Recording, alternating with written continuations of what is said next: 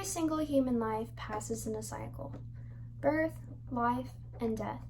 Hundreds and thousands of children are born every single year, not knowing what mark they will leave on this world.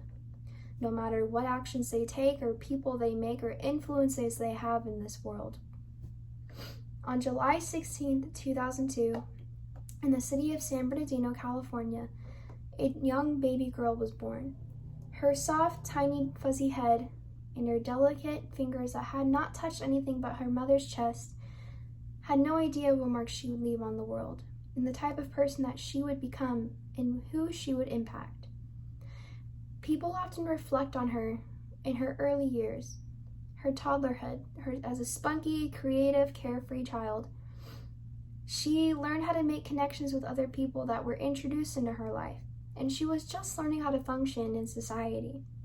One of the people that she met when she was young was her father. He explains that he remembers many of her firsts, including her first steps, first time riding a bike, first time learning how to read.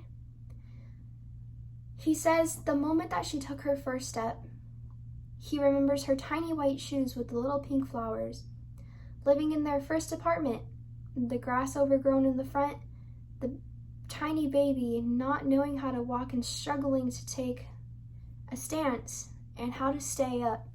He said that this moment of seeing her learning and fighting and struggling to do this, it taught him responsibility. It taught him that he needed to set goals, and it taught him that he needed to raise this child to be a functioning person in society, and that it was up to him to do that. In middle childhood, she was learning how to fight and overcome self-conflict and fighting what society expected of her. She was learning how to love, how to give love, and she was making new connections with other people, and she started to influence and inspire others with her personality and who she was as a person.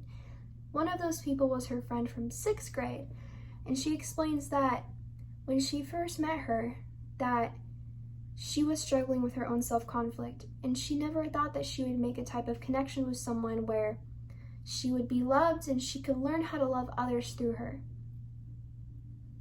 In her final years of her childhood, she finally was learning how to overcome those problems and finding her own individuality. This is when she started to branch out and find creative outlets and find who she was as a person and how she would make her mark on this world. She got herself involved in wrestling and got first place at many tournaments, and she found God and she learned who she was religiously, and all these little things left a tiny little mark on the world, and it introduced her to so many people who would help her for the rest of her time that she was alive. They all influenced her, and she influenced them. As we reflect back on our days as children, we don't often take the time to just be in the moment, and we just allow time to pass, and we don't think about anything, and we don't think about how traumatic the loss of childhood can be. And a quote by writer Patrick Rothfuss: "When we are children, we seldom think of the future. The innocence leaves us, free to enjoy ourselves as few adults can. The day we fret about the future is the day that we leave our childhood behind." The loss of this girl is remorsed by many, but her influence on our lives is taken as a beautiful memory, and her impact on the lives of others will never be forgotten. As those who mourn her, we must never forget one's childhood and our own. Rather, we should use it to reflect and keep it as a life lesson, for human life is simply a rotation, a never-ending circle of life.